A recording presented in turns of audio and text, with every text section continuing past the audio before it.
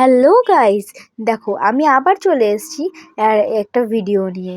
আর এই দেখো আমি গিয়েছিলাম সেবার আমার একটা ননদের আইবুড়ো ভাত দিতে। আর এই রেস্টুরেন্টটায় আমরা আইবুড়ো ভাত দিয়েছিলাম।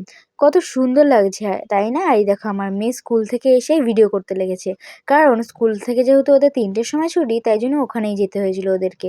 ওরা আর বাড়িতে এসে ড্রেস চেঞ্জ করার টাইম পায়নি। আর দেখো এখানে ততক্ষণের মধ্যে এসেই ওরা একটু ফটো করা শুরু করে দিয়েছে, তারপরে ভিডিও করা শুরু করে দিয়েছে।